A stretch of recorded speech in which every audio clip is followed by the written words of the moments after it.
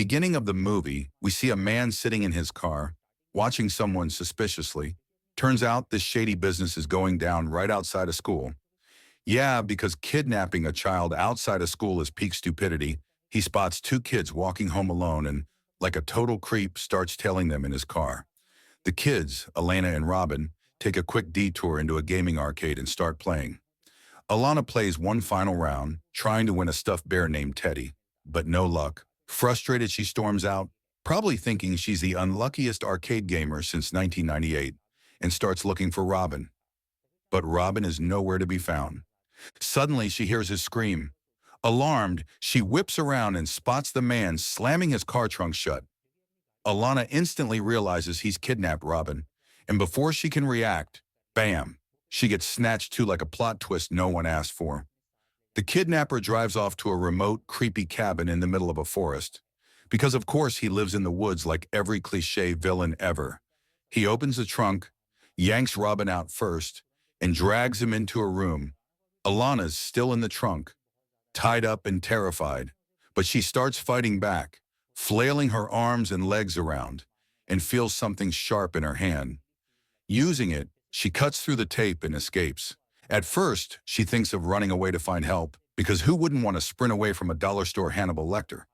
But then she remembers, Rabin's still trapped inside. She decides to go back and save him. Inside the cabin, she spots the kidnapper locking Rabin in a room and pocketing the key. Alana quickly hides inside a cabinet. Bad news, it's crawling with cockroaches. At this point, even the bugs are judging her life choices. But she stays quiet, knowing if she makes a sound, she's toast. When the kidnapper walks away, Alana sneaks out again. She watches as the man heads into the kitchen and starts cooking, because every psycho apparently needs a well-balanced meal before continuing their villainy. She hides behind the door, and though he senses something off, he shrugs it off and gets back to making whatever gourmet garbage he's cooking. Then the doorbell rings. A delivery guy drops off a package, which the kidnapper takes inside before lounging on the couch. Just when things seem quiet, Rabin screams again from his room. The man jumps up and rushes upstairs. Alana uses this moment to sneak toward Rabin's room, but before she can get far, the kidnapper returns. Freaked out, Alana hides under the dining table. Once he leaves, she bolts upstairs and finds a hallway lined with several doors. She looks around like, great, this place is the forest edition of a Motel 6. Determined to find Rabin, she starts checking the rooms one by one. Meanwhile, the kidnapper is back in the kitchen, plating food for Rabin like some twisted version of room service. He heads upstairs, and Alana hears him coming. She darts into her room, and what she sees stops her cold. Bloodstains mark the walls, a camera is set up in the corner. It's giving serial killer starter kit realness, and this man clearly skipped all the therapy sessions he desperately needed. Alana stood frozen, her eyes wide with shock. She couldn't believe what she was seeing. What is this place, she whispered to herself, but the nightmare was just getting started. She peeked under the bed, only to find the lifeless bodies of several children hidden there. It hit her like a truck. This creep wasn't just a kidnapper. He was making videos of the kids, then cutting them up and selling their organs. This guy didn't just skip morality class. He probably failed humanity altogether. While the psycho was walking back after delivering food to Rabin, he noticed the camera light was on in the room. Suspicious, he went in to check, but luckily found no one. That's because Alana was playing dead, literally hiding among the corpses. Talk about commitment to stealth. She was one boo away from starring in a zombie movie. When the killer headed toward the bathroom to snoop around, Alana seized the moment. She slipped out from under the bed and darted into the closet, knowing he had already checked it. And lucky for her, this guy's memory was clearly as sharp as a butter knife, because he didn't check it again. Thinking the room was clear, he dragged the child's body out from under the bed and headed to another room, his twisted little workshop of horrors. Alana trailed behind silently, wanting to see what he was up to. What she saw next nearly made her lose her mind. The man fired up a chainsaw and began slicing the body up, carefully removing the organs and placing them in a box. That same box had been delivered to him earlier. Imagine getting a package at your door and thinking, "Yup, just some kid guts for my side hustle." Alana now understood everything and knew she had to get out. Fast, the man hauled the box downstairs. It was too heavy for him to carry. Guess all that murdering doesn't count as cardio. And handed it off to another guy waiting at the door. After the delivery, the psycho slumped onto the couch and passed out cold. He left the room keys on the table.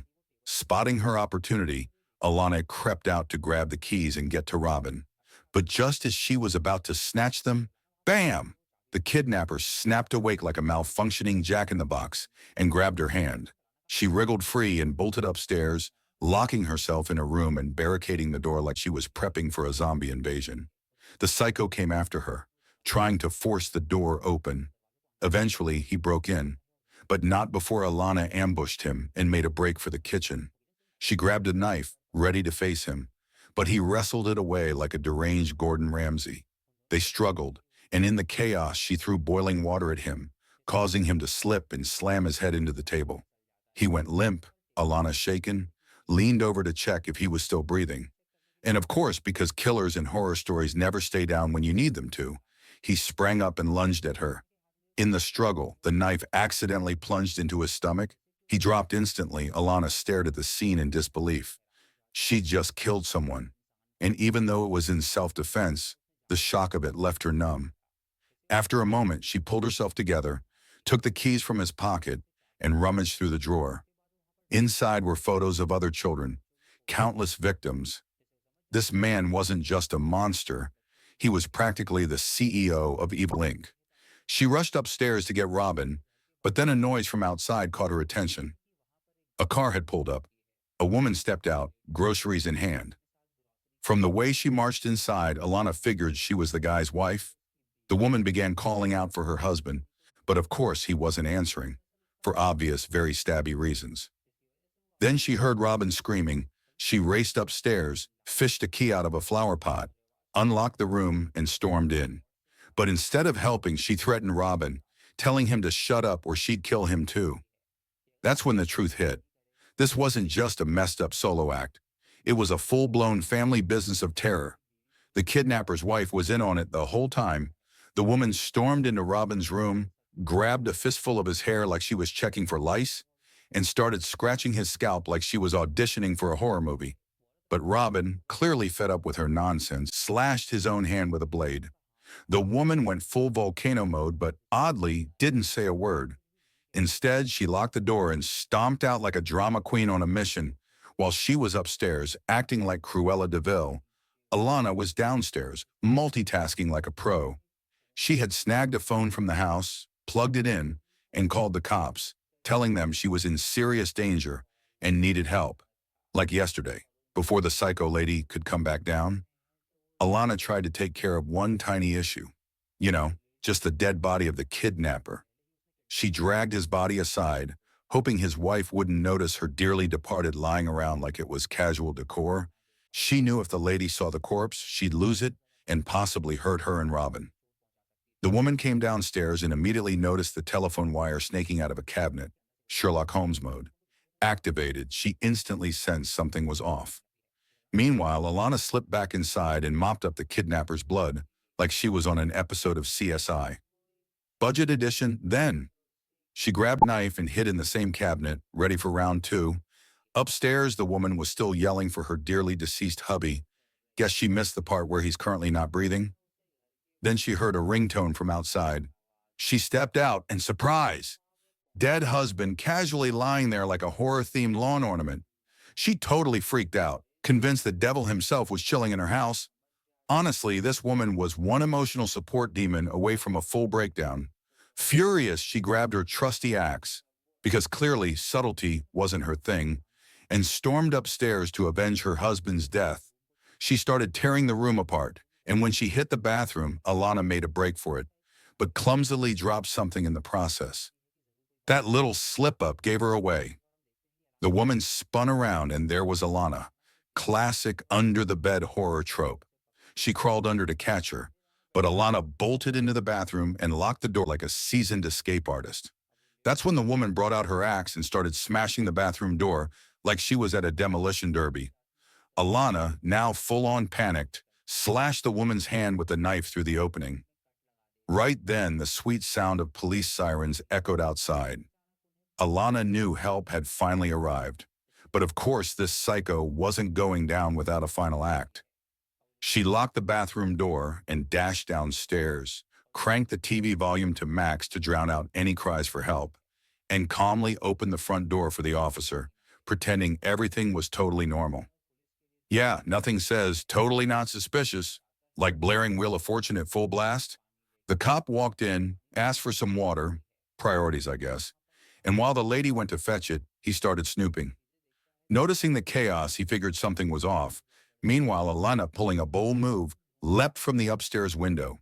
She hit the ground with a thud, slightly injured but determined. She limped back inside and the cops saw her and instantly knew something was really wrong. But before he could react, bam! The woman jumped out with her axe and took him down. Alana watched in horror as the cop collapsed. The lady snatched the officer's gun and began hunting Alana like it was open season. Seriously, someone get this woman a therapist. Or a Netflix show. Alana ran, bullets flying past her like she was in an action movie. Miraculously, she didn't get hit. She sprinted upstairs, the woman hot on her heels. Before she could reach Alana, though, our girl grabbed a vase and smashed it over the psycho's head. The woman tumbled down the stairs like a bad stunt double and knocked herself out cold. Wasting no time, Alana swiped the keys and ran to Robin's room. Relief washed over her face when she saw him. Finally, someone not trying to kill her. But just as they were ready to make their escape, they noticed something awful. Robin was chained up like some medieval prisoner. Great, they survived 2 lunatics, a murder, a manhunt, and now it's DIY chain removal time. After that, Alana made her way to another room where Robin was just chilling, completely unaware of the chaos. So she rushed in, grabbed him, and took him to a different room. There, she cut off the chains holding him and freed him, and the two took off in a mad dash to escape. As they reached the staircase, Alana realized something terrifying. The psycho lady was nowhere to be seen. That could only mean one thing. She'd regained consciousness, and things were about to get ugly again. She quickly turned to Robin and whispered, "Don't make a sound." Stealthily, she crept toward the window, trying to spot the walking nightmare outside. But Robin, oh sweet, clueless Robin, took one look at the dead cop and let out a scream so loud it could have been an audition for a horror movie. "Seriously, Robin? You had one job? One." The shriek gave away their location, and the deranged lady came charging at them like a villain in a B-grade action flick. But luckily, both kids managed to push her away and made another run for it. As they ran, Alana accidentally stepped on a shard of glass. Classic horror movie injury. Her foot was bleeding, but she powered through like a champ. Still, her pace slowed, and she suddenly remembered her sneakers were still in the kidnapper's car. Because, yes, this girl had the presence of mind to prioritize footwear mid-escape. Someone give her a Nike sponsorship already.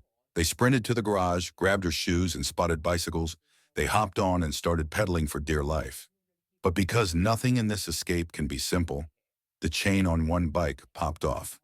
So now they were running again, on foot, with a limping lunatic trailing behind them like a zombie who skipped leg day. They bolted into the police car, locked the doors, and Alana jumped on the radio to call for backup. But Psycho Lady wasn't done yet. She climbed on top of the police car and started smashing the windshield with an axe, like she was auditioning for America's Next Top Lumberjack. Thinking quickly, Alana released the handbrake, causing the car to roll backward, sending the crazy lady tumbling off like a bad circus act. Seeing an opening, the kids dashed to the bicycles and fixed the chain. They pedaled away, but the lunatic wasn't giving up. She jumped into her car and gave chase.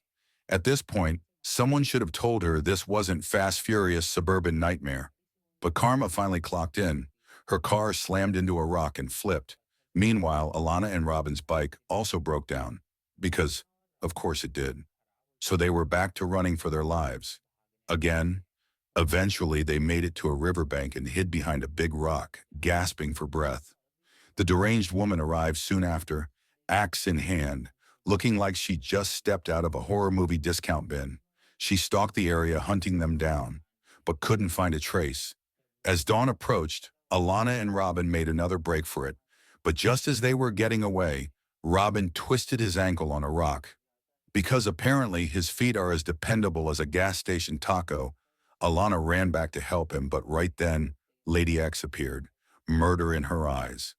Just as she was about to strike, the police finally showed up and took the shot, ending the nightmare once and for all. With the psycho down for good, the officers rescued Alana and Robin. And that's how their hellish night finally came to an end.